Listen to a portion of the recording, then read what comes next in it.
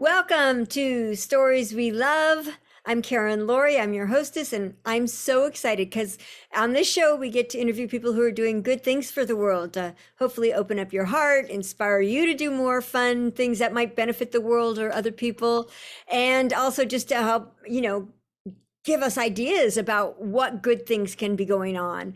And I am super excited about Didi Pershouse, and she is here. She does something called Land and Leadership Initiative. And Didi, you're brilliant, and I'm learning stuff from you so far that I'm super excited about, because to me, what Didi talks about is one of the biggest solutions that we can have to create less pollution, more healthy rain, more soil absorption into the when there is rain, more less, yeah, what I see, less pollution. There's so many good things you're doing. So let's just, Didi, tell the audience a little bit about who you are and what you're doing.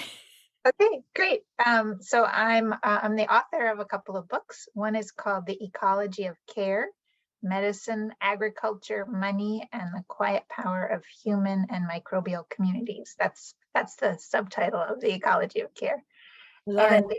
the other one is actually a free downloadable manual that you can find at www.landandleadership.org. And that manual is called Understanding Soil Health and Watershed Function. And it's a teacher's manual, about 150 pages of exercises, and it's being used in over 65 countries, I think, at this point. So, Oh, that's fantastic. What do you mean by watershed? so watershed, so many countries actually call it catchment, which is a better word. But a watershed or a catchment is where all of the water, it's the whole area where when rain falls, that it all goes down into something. So it usually includes sort of a sloping sides and then a valley, and it may be multiple rivers or just one river, but it's how that water moves through the landscape according to gravity. That's probably not the official definition, but that's how I think of it.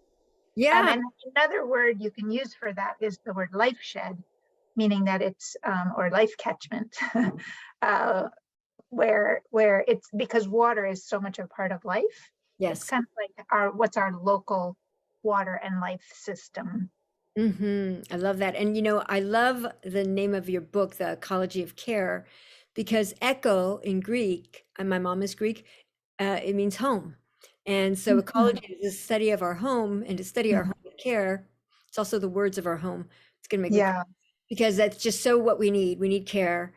And so can you talk a little bit about like the holistic system, the whole systems approach that you use and that you teach in that manual and that you teach in Ecology of Care, to help people understand what the benefits are and a little bit of how you do it? So most of my work these days is not specifically writing, but it is teaching. And I teach through the Land and Leadership Initiative, and also with the Soil Food Web School these days hosts my courses as well. And in general, it's a 5 or 6 week introductory course called, it has various names, but right now it's something like the soil sponge, creating climate and community resilience, or creating resilience to flood, drought, heat waves, and wildfires. So we're really looking at this aspect of land that I call the soil sponge. And I have another colleague, Walter Jena, who before COVID, we used to teach together a lot, and we both have that term in common. You'll hear us both use it. The soil sponge is, you could say, that the infrastructure for all life on land. It's what makes life on land possible. And it is the structure and function of healthy soil that without the soil sponge, soil would just be little pieces, broken down rocks, sand, silt, and clay. And they wouldn't have any structure to them. So like there's an excavation going on outside my house right now, and it's just sand. There's no soil sponge down deep there. And every time they move the soil, it falls back in, right? Anyone who's played with a sandbox, for example, knows that. or with just clay, it's just like sticky and tight and nothing can move there, right? But when you have biology working in soil, and that gets started by plants, then all of those little soil particles start to form this living matrix. So there's actually pore space between them, and they're held together so they don't fall apart when the wind blows or when water moves through. So it can hold water and air for life, which of course is what life needs to live, right? Underground. And but it also becomes this big sponge-like landscape that when it rains, the water can sink in and go down to the plant roots and can stay there and percolate around and through, refill wells, be protected from evaporation. And what doesn't happen is that you don't have flooding, right? So you don't have the there's a demo, and we'll put that video in here. There's a demo that if you pour water, poke some holes in the bottom of a cup and pour water onto flour, that's like a landscape without a soil sponge. And the water, if you've done baking, it just kind of runs off, right? And it takes a lot of the soil with it. So it's like flooding around the edge of the plate. But if you have a soil sponge, it's more like bread, like you've added biology, and it's got all these pore spaces. And if you rain on a spongy landscape, it soaks it in, it prevents flooding, it cleans the water. And if you were to have a big windstorm come along, the soil doesn't blow away. And if a lot of water came through, the soil doesn't break apart and move or have mudslides or that kind of thing. So yeah, those are just a few of the benefits of the soil sponge. It's actually, there's this whole system, including our weather systems and our climate, that all depend on a healthy soil sponge for the whole thing to work. And that includes our own health, our own nutritional health. Right. Yes, because I've understood that our nutrition comes from the soil. The plants suck up nutrients from healthy soil. So when you're eating food that's run conventionally with petrol fertilizers and petrochemicals, it doesn't have the nourishment. Is that correct? That's correct. There's the nutritional quality of our foods have really gone downhill. If you look at fruits and vegetables and also meat and milk, etc. Since we started doing basically more chemical and conventional agriculture. But even just doing a lot of heavy tillage over year, as soils can degrade over time if you don't understand the soil health principles and how to keep a landscape healthy. And really what you need is, it's not so much that the minerals run out, which is often how people say, oh, well, you take minerals out and you have to put them back, because there's still all those broken down rocks under there, and that's where the minerals come from. But what runs out over time if you don't treat soil right is the soil biology that knows how to extract the minerals from rocks.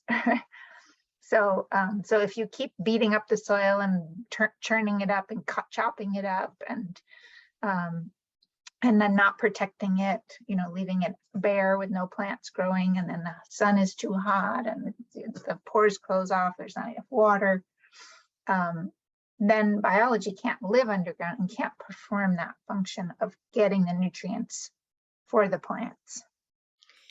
And of course, whatever plants and nutrients have, that's the nutrients that we get when we eat the plants, or that we get when we eat something that's eating the plants. Yeah, if our own biology is healthy enough to absorb the nutrients. Some people, and so people say like the plant rhizosphere, the little ecosystem around the plant roots, is kind of like a human digestive system turned inside out. Right. Because the microbiome in our gut is on the inside of, right? But in the soil, it's all around the root. Yeah, and we have microbiome on our skin, in our sex organs, in our mouths, and it's just so exciting. And I think in the air we breathe. So there's a microbiome everywhere, which is why it's so important, just as an aside, not to be political, but I never use those alcohols on my hands, those alcohol washes, because it kills the microbiome on my hands. And then my hand doesn't have a defense, because the microbiome is a big, huge part of our immune system, from what I Yes. And I actually, part of my immune building protocol is as much of the year as I possibly can, I swim both in a river and in a pond to because get of the two microbiome. very different microbiomes there. I figure that's how everybody else is doing, right? All the other animals are bathing in natural bodies of waters. I love that. And you know what else is good is if it's because you're in Vermont, which can be cooler than where I am, which is California, Southern California, Los Angeles. You know, it's also really good for your mitochondria to get cold exposure like that, Yeah, to be in a cold yeah, river and to be in a cold pond. That's so good. So you're getting good microbiome, you're getting good grounding, just being yeah, in natural exactly. body, water body, and then you're getting mitochondrial happiness. Stimulation. Yeah. So I love that you're doing that. That's so great. I love that. So can you talk about like if we wanted to change the weather patterns to be more like let's say in California to have more rain, but rain that goes in, and to say in Florida and Texas not as many hurricanes, Mhm. and to have you know cooler temperatures in places like California and probably Arizona, Nevada, all those places where there's kind of more higher temperatures now. How do you like what is the way that it all works? How does it what's the way the system can provide that if we take care of the system, if we have an ecology of care, which I just love your Yeah. title. It makes me want to cry every time I think of it. It's so beautiful. So a really, really interesting question is how does biology create local climates and how does biology regulate the weather of like continentally and how does it influence some of the larger weather patterns? It doesn't necessarily create all of the larger weather patterns, though it probably does. I just don't, that's one part I haven't studied yet, but but I can tell you about the local weather and the movement of moisture and weather and heat, etc. So first of all, when you have a healthy soil sponge and you have a diverse green growing landscape that's getting plenty of water from that sponge, then you have plants that are not only able to photosynthesize and grow themselves and create themselves and food for all of life, but they're also part of that process, just like what our own metabolism is a form of sweating called transpiration. Or sometimes it's called evapotranspiration because it's evaporating from the surface of the plants. So they're taking that water up through their roots, and then some of it is staying in them, but some of it is being transpired out. And a really interesting thing happens when we sweat or when a plant transpires, that as that water evaporates from the surface, it changes, it uses heat for that process, but that heat changes from what's called sensible heat that we can feel into something called latent heat that is bound up in the reaction and is no longer sensible. We can't feel it anymore. And so that's one reason why, like if you're wearing a wet t-shirt, you feel cooler, right? Or if you jump in the water and then you're standing there and it's evaporating off of you, you cool down quickly. Or if you sweat.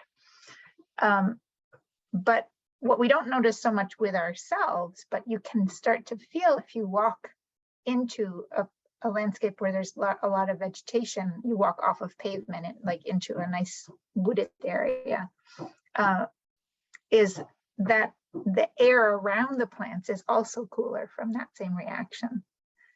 In fact, much cooler, sometimes 10, 20 degrees cooler.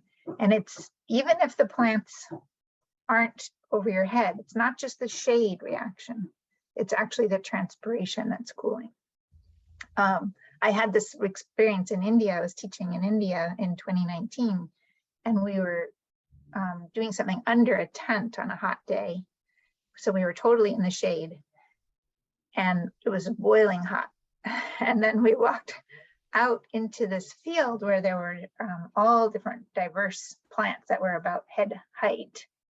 And suddenly it was super cool and like kind of deliciously moist and totally different, even though we weren't in the shade anymore. Mm. So that really, I kind of knew it by principle, but hadn't really experienced it quite that strongly without that Indian heat. So, Yeah, yeah, that's so fascinating. And it's true, you go outside almost as long as there's an abundance of plants, it's almost always cooler or nicer anyway. If at least from my experience, I live in Los Angeles, but in a part of Los Angeles that has a lot of trees, although some of my mountains don't, or some of my hills, I guess, I don't have trees or plants as much as I would like. That's part of the reason I'm so interested in this, because we have such a risk of fire in so many places in the world. And it seems like this, if the water is cool, I mean, if the soil is cooler because it's got plants that are transpiring, and if there's water in the soil, it seems like soil is not going to be as likely to, or the plants on that kind of soil are not going to be as likely to be combustible as plants so on. yeah, so we'll take a brief detour into that because that's really key. Um, but I want to go back to the cooling because that's part of how the weather moves. But Yeah. yes, if there's a good soil sponge, then and the soil can hold that moisture, then it creates conditions for like mushrooms and other fungi to grow, and for the decomposers to be at work. So if a branch falls off of a tree or a tree falls in the forest onto that kind of spongy soil that has water in it and that has fungal communities in it, that branch, those leaves, that tree will decompose quickly, which is what happens here in Vermont. If I don't pick up, I just got some firewood delivered. If I don't pick it up, within a few months off the ground, it's gonna start decomposing almost instantly. It's already like weeks after it's delivered, it's already starting to have fungal growth on it that I can see. Whereas in California, you could dump a pile of firewood in your yard and it could be there for years and it would dry out, but it wouldn't necessarily decompose. So part of it is that sponge helps the decomposition, Yeah. but it also helps to keep the soil cooler. And so it helps the plants to stay juicier, right? And so they're less likely to be able to burn because they're still wet. And then another thing is that it also prevents that when the plants aren't drought stressed, when they're not water stressed, they're much less likely to have diseases. And it's the diseased trees and the diseased plants that get a lot of the insect pressures that then can kill them off and then create a lot of standing fuel. So there's another really interesting thing is that people have planted things like eucalyptus trees that they've brought seeds from somewhere else without bringing over the fungal symbionts that would know how to decompose them. So they brought the seed, but not the soil. And so, like a eucalyptus tree, when you notice, right, in California that they just like the leaves just sit there; they don't go anywhere. So there's some interesting issues like that as well that make it even harder. So. Wow, that's fascinating. And then, so if the soil, did you want to go on and not have me interrupt? Because are you still on that same path? Well, I can say then. So let's go back to the weather issue. Yeah, So that's what I was going to ask about. first you have that cooling from the transpiration, right? Mhm. And when you have a cool area over a whole landscape, you think about the difference between like a parking lot, maybe you have a huge parking lot, huge paved area, and then you have an equal area that's all like tall grass and taller plants. And if you were walking barefoot, you would instantly jump onto the grass, right? For sure. The air is cooler, but also the ground is cooler. Yes. And above that, above the pavement, you would have this big high pressure dome of heat. That's what I was going to ask you about. Whereas above the transpiring landscape that's more moist and cool, it actually creates a low pressure zone that's the opposite of a dome. And when you have a low pressure zone, things can move into it, right? It's like sucking in. Right. Right. And so it's like drawing in things from other places. So if we have a connection, which we used to have in California, from the coast, where you have those wonderful mists and fogs, right? If you have an unbroken connection from there up over the coastal range, and you have trees that can harvest that mist that we used to have a lot more of, and then let that moisture help run down the other side into the Central Valley. And then if, in the old days, Central Valley was a series of wetlands with lots of beaver, etc. And so that also was a low pressure zone, and it would help to suck that moist air up over the coastal range and into the valley. Oh, wow. And then that was also transpiring and had its own little smaller rain and mist cycles. And so then you get into the next range, and then you're, then it's getting a little harder for that moisture to move. But again, you would have a healthy forest on this side that's helping to keep it moving across. So it's not that California was always like wet and juicy. There's, it has had a tendency to dryness for a long time.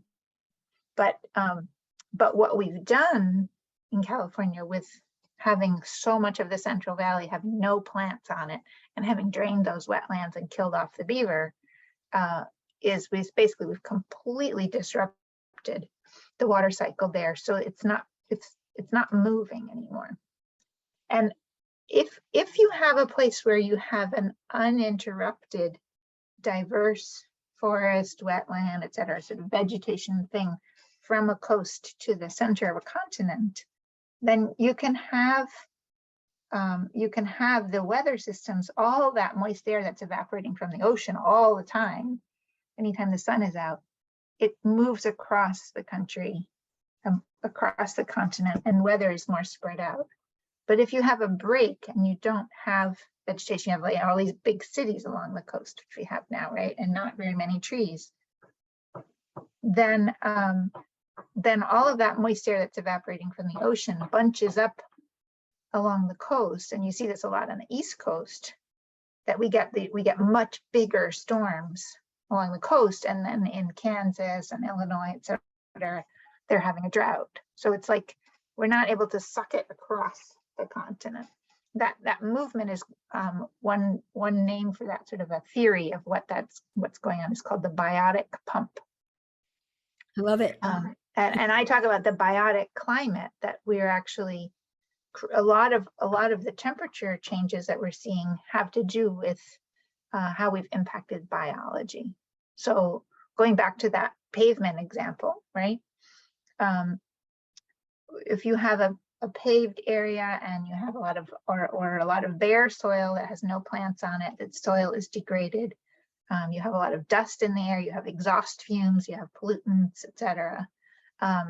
The water that does evaporate collects on these tiny haze particles, and that water vapor or recondensed water creates like a more of a greenhouse effect that the heat can't escape from. But if you have a biotic climate, and like, for example, above the rainforest or above a diverse vegetated landscape, all of that vegetation is giving off the wonderful smells that we smell, those volatile organic compounds, right? The pinene and the terpenes and this ene and that, right? Your orchids are probably giving it off right behind you. And those help to collect the water into mists and clouds. And then also living in that vegetated landscape are bacteria that actually become the microbiome of the sky. So you were saying, we have a microbiome in our skin and our mouths, etc., right? But we also have it in the air around us, as you were saying, but we also have it in the atmosphere way up in the sky. And many people, including Amelia Earhart, have tried to get air samples from up high and said, hey, these air samples keep getting polluted with with bacteria. And then they figured out, wait a minute, these bacteria live up there. And what are the bacteria doing? Well, those bacteria when Walter Jena was doing cloud seeding experiments in Australia when he was a young man, they did cloud chambers and found that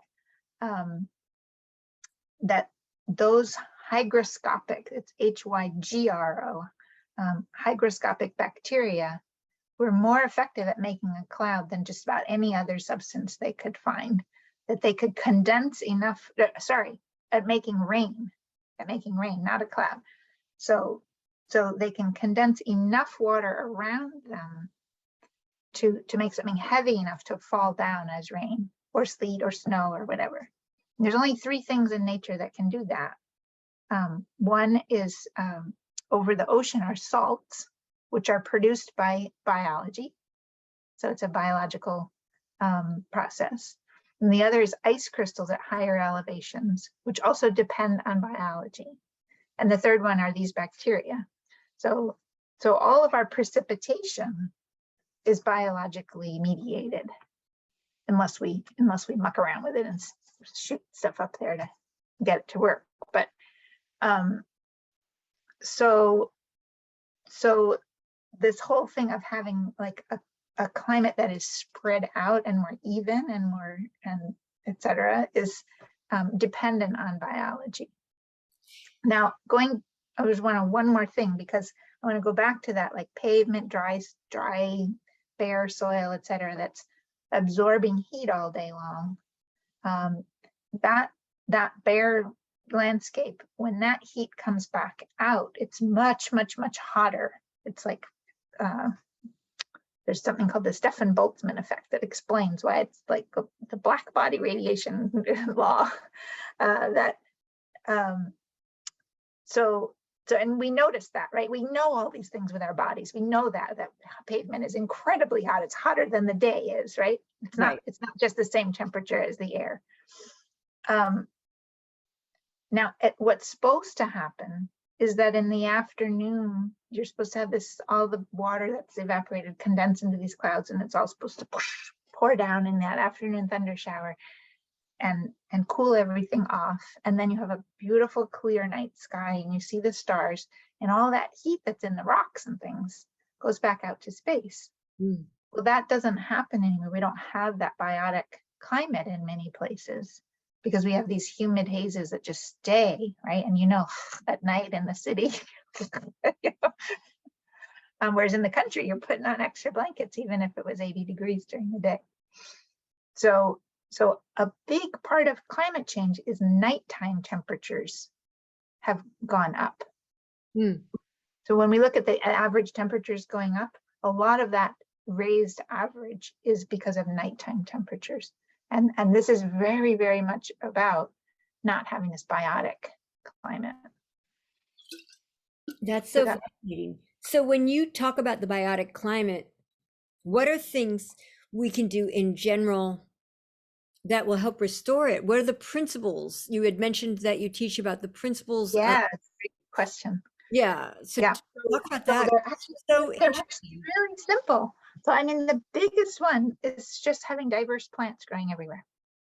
And I have a little bit of a bone to pick, because in many of these dry places, they're trying to conserve water, so they're trying to have like landscapes without any plants or with just cacti, etc. And that works great for saving water, but it doesn't create the climate that we need to prevent wildfires, to prevent drought, etc. So I would say in places like that, try to figure out how to conserve water somewhere else so that you can share it with the plants that want to grow there. But I agree, you don't want dried out plants. You want nice juicy plants, right? You want plants that have enough water. So it's not enough to just have like a dry grass lawn. It's like actually you want green growth. So that's one really key one, is just the more plants we can grow everywhere. There's so many benefits. We like, even if we talk for 4 hours, we could go through how many benefits are to having diverse plants. The second big one is to not disturb the soil any more than is needed. So give up the rototilling. If you're doing gardening or farming, to figure out a way to do no-till And there's lots of great gardening methods with that. With farming, it's a little trickier because with farming, a lot of no-till is done by using herbicides to kill off the plant at the end of the season. Mm. And then we have another issue because those herbicides, the glyphosate or Roundup, we know is causing all kinds of problems because it kills off the entire microbiome of us and everything, all other life, right? So not the entire, but it's a broad spectrum antibiotic. Oh, I didn't realize it was an antibiotic. Yeah, the whole first section of my book, The Ecology of Care, is talking about glyphosate and the, and the amazingness of the microbiome and all the things that the microbiome does in our bodies. So yeah, one of my friends is a lawyer, and Monsanto had to pay a huge amount. I can't remember how much, but it was in the, I want to say 2 billion or something like that they paid, but maybe it's not that. I don't remember. But for non-Hodgkin's lymphoma, that the glyphosate. Yes, and then they sold themselves to another company in Europe. So they're now here. Yeah. So now all those right. You don't exist anymore. Yeah, it's so funny. And it's so funny because in America, I think America, at least the last time I looked, we subsidized Bayer. And I think it's just funny. That was an overdose I had when I was like 4, because Bayer's, oh no, that was Johnson & Johnson baby aspirin. I climbed up and went into the mirror, and it was so tasty. It's so good, right? That's sugar. I don't eat sugar anymore, but yeah. So okay. So then, with regard to this, okay. So you say planted diversity of plants. Do they need to be local plants? Like that's one of the things everybody in California says you got to have local plants. And then how do I know? Like, but I'm not just talking about California, but just in general. I saw you kind of like, roll your eyes. So we don't need local plants. Oh, well, I wasn't rolling my eyes. I was just saying that it's more complex than local and not versus not local. Okay. I used to be on the Conservation Commission, and I used to be like on a campaign to rid the Vermont woods of honeysuckle. So I understand that mindset. Here that's an invasive, there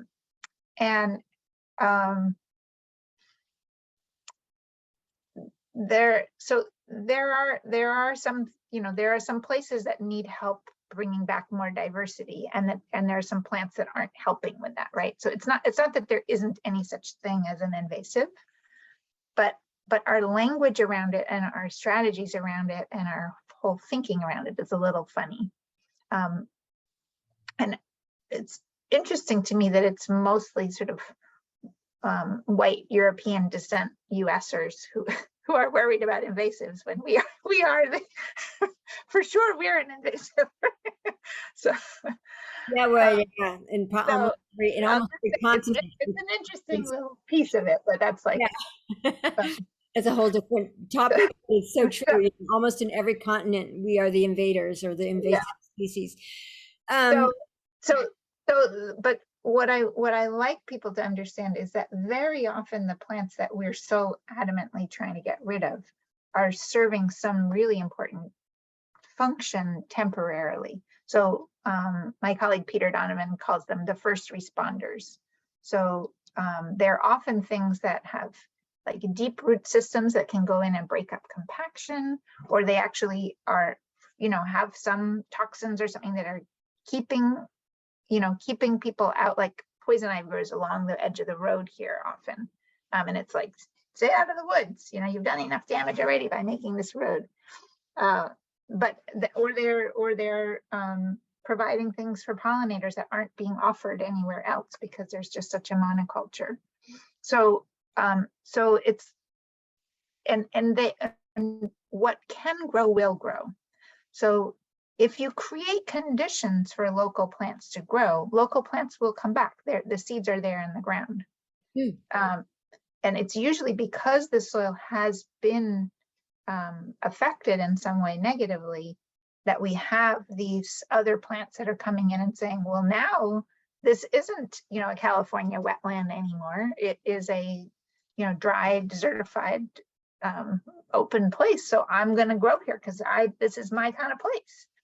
But and very often those first responders won't stick around that long because their work will change the soil conditions to make room for the next generation to the next generation, and then like sort of the local ones or the original ones. But there's always a question of what are we restoring back to, like at what point, right? I mean, we were in an ice age not that long ago. So like, do we want to restore back to that? Like, at what point do you decide is like the right original landscape? Yeah. But so let me just make sure what you're saying. So an invasive species potentially could change the soil, the biome of the soil and the health of the soil to cause maybe a less invasive species to grow there that would then maybe allow the native plants or whatever the plants are that are right for that area to start growing. Is that what you're saying? Like that can be the case. That's not a 100% rule, but it is sort of a general rule. And Nicole Masters teaches read your weeds, like you look at what is growing and it will tell you what's going on with the soil. Oh, that's so fascinating. With regard to no tilling, and if somebody has a farm, what do they do instead? So that's the big question. Like that's kind of the golden question that everyone's trying to figure out. There's some great successes. One way to do it, which people like Gabe Brown are doing, is to graze down the crops. So you get cows or goats. And then you're actually, you've got a second income stream, et cetera. Of course, it's more complex. You need more people to do it and less machines. But you're getting biofertilizer. You're getting all kinds of benefits from doing that. So, so that's my favorite way, probably. The organic farm near here, Cedar Circle Farm, which is doing a lot of experiments with no-till organic. So they're not allowed to use glyphosate or Roundup. They're doing a lot of work with, one thing is that they will plant a cover crop of rye and then roll it down. So there's something called a roller crimper, and some plants will die once you've crimped them. Once they've other plants, that doesn't do anything. So, but rye is one that if you roll it down at the right time, it'll provide this great amount of like a green sort of cover, but it's not interfering with the next plants that you're trying to grow. That's the actual crop. So they'll plant rye at the end of the growing season. That works. That's a vegetable farm, right? So a lot of these things, it's like, what are you trying to grow? What's your goal? Another thing that they will do is to use clear plastic on a hot day or black plastic more long-term to kill off the end of the year crop and then roll it back when you're ready to plant something. That's kind of it's probably better than using glyphosate, but it's not allowing plant growth there, right? So I like the options where you have the cover crop, you graze it down, and then you plant into that low. There's just a little bit left, or using something like rye where you roll it down. Yeah, that's interesting. So when you just said about plastic, because it seems to me like that's going to kill the soil biology too, to put. So that's a lot of their experiments is like, how long do you leave it and on what temperature day, et cetera, so that you're quickly getting the plants and then taking it off without it affecting the soil. So yeah, it's interesting because in California, when I drive around, a lot of times I am seeing more plastic grass on soccer fields, in parks, on lawns. And I know that people are doing it because they have a good intention of wanting to save water, but what are the benefits of it, or what are the not benefits? What should we know? Do you know? I'm really opposed to that for a bunch of reasons. I mean, first of all, the production of all of that plastic is using lots of fossil fuels, and it's like often off gassing, and it's often got like little particulates that are then in the air when people are running around on it. And then of course for flood control, it's not growing any sponge beneath it, right? So I'm pretty sure that it functions kind of like a large parking lot in terms of water flows. It's not transpiring, so it's not cooling the air above it, or that it's not helping with what we were talking about creating low pressure zones. It's not providing any food for the soil or for soil biology or for anything else that might come around. Yeah, like Um, bees, butterflies. yeah, I mean, usually there's not that many flowers in a soccer field, but earthworms and other things that, Yeah, that like live around grass. So toads, arthropods. Uh, yeah, that list, I can't do that list. I'm trying to remember it all. But anyway, Right. okay, this is so cool. So yeah, I agree. And then I was also told that it can leak those forever chemicals, those forever toxic chemicals, the Yeah, PFAS, yeah. into the water that goes through the soil where the plastic grass is over, and then it goes into the water. And I think it's like way higher than what Mm, certain that states, makes sense. like my Yeah, state, doesn't only allows a very small amount of that in yeah. the state. But I think with all these grasses, they're not talking about it. So I don't know. Maybe there are some plastic grasses that don't do that, but just what you're saying, that they don't provide the transpiration. Transpiration, yeah. They don't provide the microbiome. They kill the microbiome. They don't provide food for the earthworms. So it's really got a lot of detrimental effects. So don't get plastic grass. There's other things we can do. Okay, so what are the other things we can do besides And that? the main thing is that the plastic grass isn't, I mean, if we're talking about sort of climate, right? Yeah, We need the water to keep moving, right? And anytime that we're not creating that transpiration and that flow, we're blocking the water cycle from flowing this way and from flowing this way, right? It's just, so yeah, it's so what are some of the other things that we can do? Well, like I said, I think thinking about how to use less water for other things and use it for that, use it for growing plants. But there's also all kinds of really interesting things where when you have plants growing, the plants also will capture dew, so they're actually getting water that's in the air and giving it to themselves and giving it down into the ground. But people are also making interesting structures, and like there's a person in Judith Schwartz's book Water in Plain Sight has a chapter about these folks. I forget if they were in Nevada or Texas, but they built a barn roof with 2 sheets of metal at a certain, they're engineers, so they figured out how to do it so that it was condensing water between the 2 layers of the barn roof, and it was filling up this like 60 gallons of water a day just from a barn roof. from dew. Basically, yeah, condensing dew out of the air. So, Yeah, and many places that have no rain at all have still a very high or relatively high humidity rate, that the water's there, it's just not coming down because we don't have biology for it. But you can capture it in other ways. You can capture it sort of mechanically. And we see that with an air conditioner, right? An air conditioner, it's not an efficient way to do it, but you see that if you run an air conditioner, it drips water out. right, right. And I know when I come outside every day in the morning, I have like a little glass table outside, Mhm. and it's usually got so much water on it. Like I would not put anything, like I wouldn't put anything on it for fear it would, like a phone or a book Yeah. or that, it will drench it. And so maybe there's a way I can find to capture that water and just replace it, because it does go down. I think it goes up into the air and then it goes down because that's on a deck, so they're slatted. Mhm. So Mhm. then like when you're talking about, you said Central Valley in California, it's now barren. And so it's not creating this flow. That's so fascinating to me, because when you think of life, it's all about flow. Mhm. Everything that's good flows in a good way.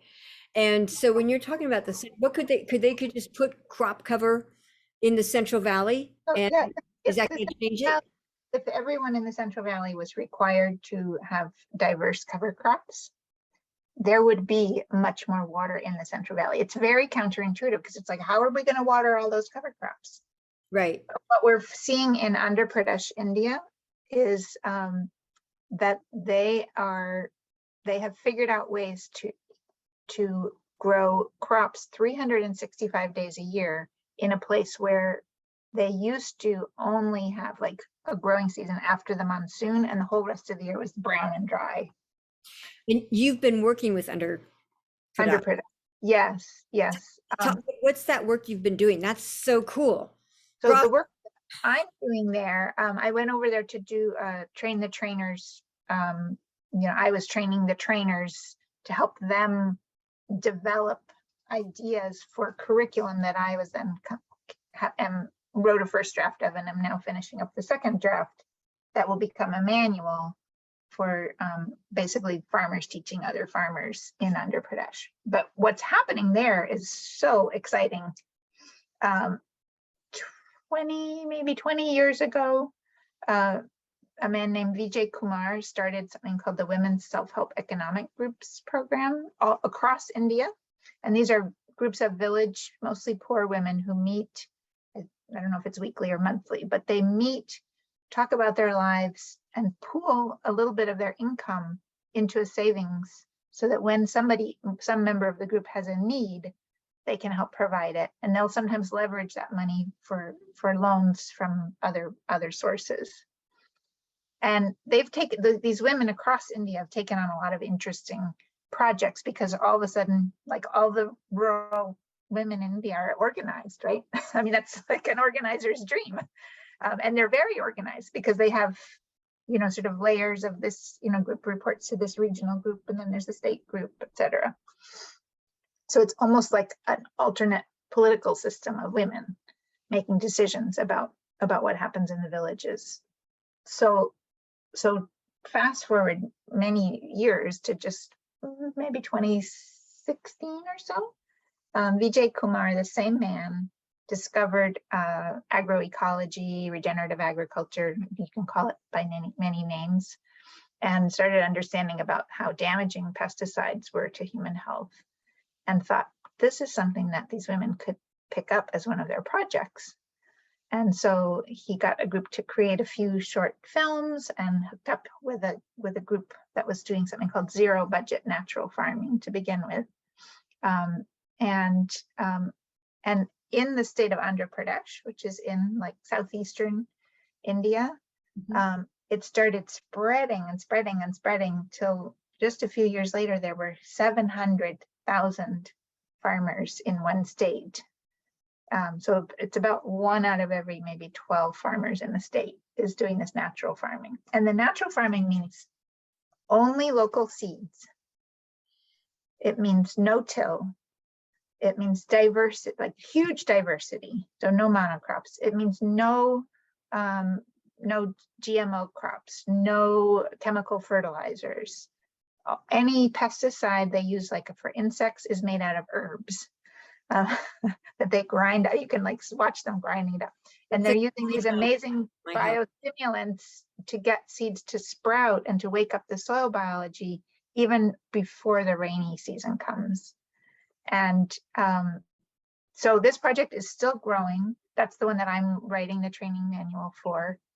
And, like every week on my phone, I get photographs in our WhatsApp group of like birds on nests in the middle of a crop of this or that, and amazing insects and beautiful flowers. And like they keep finding eggs in the middle of their fields, of like they don't even know what bird it is.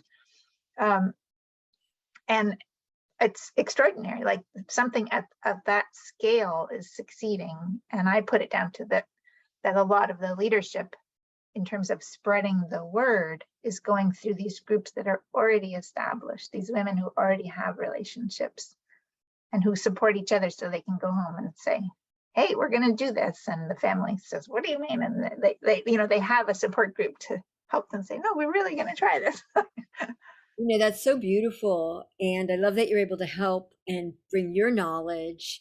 And I want to say thank you, Vijay Kumar, and thank you all those beautiful organized women for what you're doing, because I know even though it's helping Andhra Pradesh, it's going to help the rest of India, which is going to help the next country and the next country and the next country and the next country, because it's just, we're so connected, and when one area of people gets aware, it spreads. And yes, when soil gets aware, it seems to spread too, right? Yeah. And it's already happening. There's another group that I work with called the Alliance for Food Sovereignty in Africa. That's an agroecology program. And they're working together now with the Andhra Pradesh program to understand what they're doing and see how they can apply it in Africa. And like you said, in India, Prime Minister Modi announced recently that India is going to become a natural farming country. Ow! That's so exciting. So, Wow. And they're putting in, they're putting together programs. They just opened a new, I guess it's a college to train farmer scientists in Andhra Pradesh that Germany and India are working together on. And anyway, there's really exciting things happening in India and in a lot of countries in Africa that they're way ahead of what we're doing in North America and the global North in general. I mean, like, we're going to be begging for food at their doors, because they are preparing for resiliency now, and they're having to do it on a low budget because they are on a low budget. They're figuring it out. And meanwhile, we're throwing piles of money at these big technological solutions that we're not going to have the materials or the money or whatever. Yeah, and I mean, we have to start from scratch. So yeah, and then just, I really want to commend, because they could be changing the whole political landscape by becoming a power country, India and Africa, which would be phenomenal in the sense that, they're ready. And I go to both countries, and I fell in love in Africa with just the whole, the people and the land and the animals. It's just, it's just an amazing place. I was there for 4 months, and it just was so phenomenal. What country were you in? South Africa, Zimbabwe, Botswana. Yeah, and there's other places I'll go. Where's your place? Where are they working on it in? So the Alliance for Food Sovereignty in Africa is like across many countries in Africa. I love it. Zimbabwe is one of the places. I have two colleagues there whose work I really admire.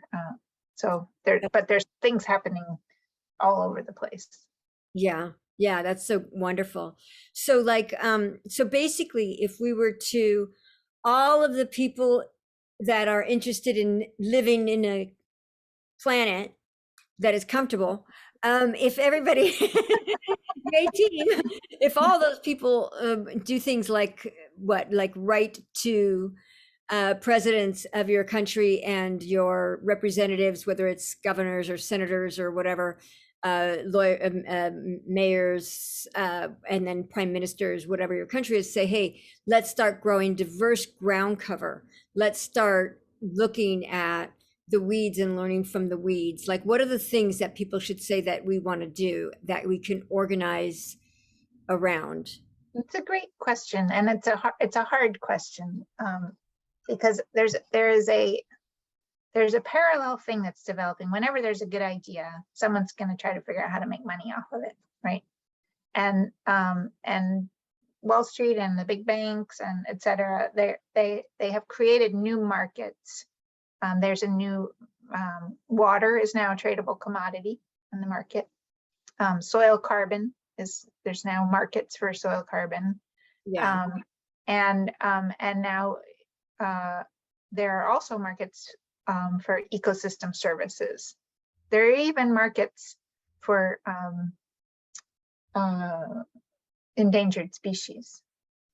Like where if I'm a developer, there are banks for endangered species. If I'm a developer and I want to drain a wetland that has certain salamanders in it, I can go to this bank and buy a wetland somewhere else that has those salamanders, so that I'm allowed to do that. In where I am. It's so wrong. It's so wrong. And it's so wrong. It's like think about The Big Short, that movie, The Big Short. Once you create a market, you create a sort of a weird, twisted way that you could make money from crashing the market too, right? Right, and I mean, to me, I'm not sure, but this is what makes sense, and maybe more than I do. By the way, I love Walter Yanni. I love him. I love how brilliant he is, and I love. And you know how to pronounce his name, unlike many people. Only because you have said it multiple times because he's so I've watched several of his things, and he's so brilliant. And one of the things he talks about is methane. When you have when you have ruminants like cows or goats or pigs or sheep or whatever, and you have that on the farm, and then you have that creates the methane, and then we humans create it, and rotting food creates it, and lots of stuff. They said, I read something that said food that rots, like that food that is waste, is as big as, like, it would be the third largest country if it was put all together. So start composting or find some other way to deal with the food waste.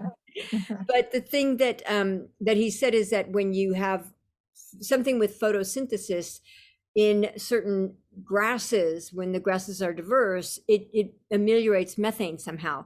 And then Yeah, also, and yeah, it's actually in the transpiration that we were just talking about, right? That evapotranspiration that it creates. I think they're called hydroxyl radicals or something. I'm not good on it, and Walter doesn't always get it right either. So, but they're basically like the cleaners of the air, and one of the things that they do is that they disintegrate methane back to different parts so that it's no longer a greenhouse gas. And yeah, that happens above a pasture or above any transpiring landscape. So it's a real big vote for having animals on pasture rather than in feedlots, because in feedlots that's not happening around them. So, and it happens like right in the air as the methane's coming out. So, and the other thing is, there was I think it was the New York Times, just recently there was yet another study that showed that most of the methane that we're seeing, these rises in methane, are coming from gas and oil leaks. yeah. And so blaming it on the cows is just such a ridiculous. It's not that, I mean, I want feedlots to go away as much as anyone else, but stopping, eating all meat and eating everything made in a lab is not what we need to do. We need to figure out how to create infrastructure that doesn't leak, or we need to get off of oil and gas, or both. Yeah. So And create more places where they can be, grass-fed, grass yeah, absolutely. moving around, having full exercise, not being crammed, like all of those things. And it's so interesting because, yeah, there's so many things, like that whole thing about the bioengineered food. I mean, I personally don't want anything processed. I don't need anything processed. So just the idea of that is like, ugh, to me, and it's not the real answer. It's similar to fake grass, plastic grass. Right. Plastic grass is gonna, you don't have to water as much, but it kills the soil, and it kills the bugs, and it kills it drops the PFAS into the water table. So it's the same kind of thinking, I think. And what I was going to say a minute ago, because when somebody builds on the shore and they kill the wetlands, or they kill the mangroves or whatever, isn't that what causes more hurricanes? Isn't that one of the biggest reasons of hurricanes, tornadoes, those kinds of oceans are not like where I haven't studied oceans very much yet. It's like on my like to-do list. Like, what about oceans? I believe that the salt marshes, etc., are big at like mitigating the flood, like the high tide and the flood waters coming in. And so yes, when you get rid of those and you build all along the coast, you're setting up the conditions for flooding. But I'll going back to their original thing of the soil sponge. Michal Kravchuk, who's a Slovakian hydrologist, says that a lot of the ocean rise is actually because the continent isn't absorbing water the way that it used to. He doesn't use the term soil sponge, but he's a very big advocate of sort of slow it and sink it, which is a different concept than the soil sponge. Actually, I like they're both important, but it's not exactly the same thing. Soil sponge is the actual structure of the soil, rather than giving the water time to soak in. But they're both aspects of a functional water cycle. And if we have both more slowing and sinking, and we have a deeper soil sponge across the whole landscape, then that water isn't, the water's cycling in the middle of the continent. It's not running off to the ocean. And it's also not creating those big dead zones in the ocean. So. Yeah. Yes. So as far as I'm concerned, please, to people watching and listening, try to eat more regenerative, organic food that doesn't have pesticides, which kill the soil, kill the microbiome, and make the soil so it doesn't absorb the water and cause more flooding. So it's like, really, if you want to vote for this with your dollar, vote. It sounds like vote for biodiversity and vote for regenerative, organic as much as possible. Is that an accurate thing? I would say so. Regenerative is not a defined term yet. So if you're buying products, I try to buy as much as I possibly can organic, but anything that I am buying that is an animal product, whether it's butter or cream or meat, etc., I look for 100% grass-fed or 100% pasture-raised, because grass-fed, all beef is fed grass some of the time, so the labels are a little, you have to know what things mean. So and that's something I think you were asking earlier, like what can people say that they want their politicians to do? And I would say asking them to really reconsider the way that we're putting all of our climate money into technological fixes, and say we want to actually work with nature. And that's not the same thing as like creating a better machine that can farm better. Right. It's actually really, really, deeply understanding the context. And one of the things is like understanding, what do grass-based farmers need to succeed?